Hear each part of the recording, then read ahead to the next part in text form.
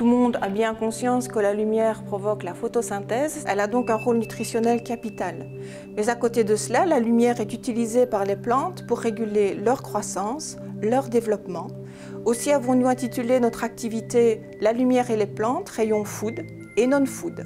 Tout le monde sait que la photosynthèse est un processus qui produit de l'oxygène et c'est ce qu'on peut voir ici sur l'écran de l'ordinateur.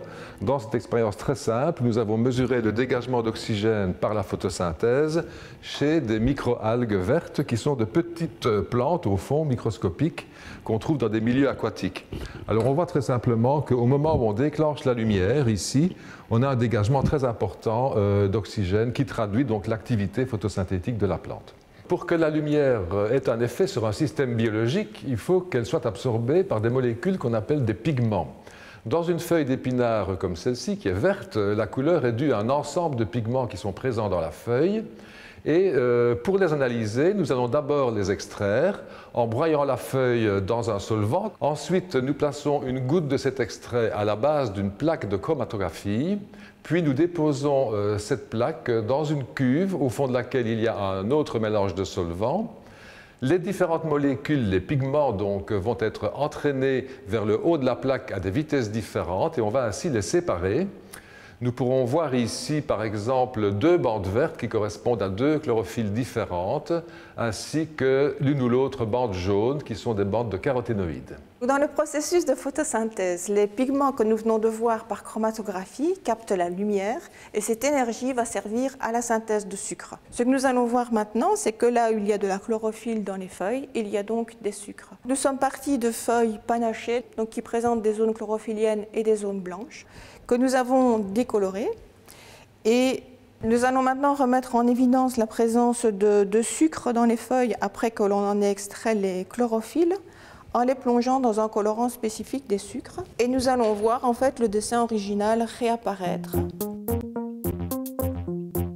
À côté des effets que la lumière a par la photosynthèse, la synthèse de sucre, elle conditionne, elle régule également de très nombreux aspects de la croissance et du développement des plantes, par exemple la germination, la floraison. On peut le voir ici en regardant des haricots ayant poussé à l'obscurité.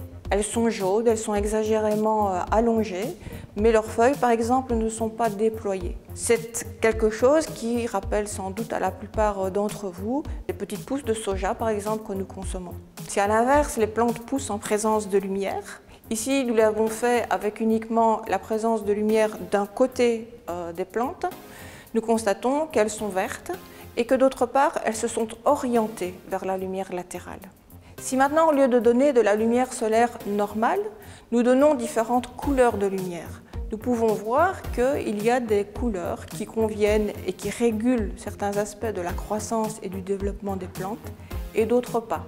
Ici, on constate qu'une plante qui perçoit un éclairage latéral bleu se dirige vers celui-ci. Par contre, elle ne verdit pas. Si l'éclairage latéral est rouge, la plante ne le perçoit pas comme latéral, elle pousse toute droite, mais elle verdit. Ce qui indique donc que ces lumières de couleur orientent la plante par rapport à son environnement et en fonction de cela, elle va réguler sa croissance.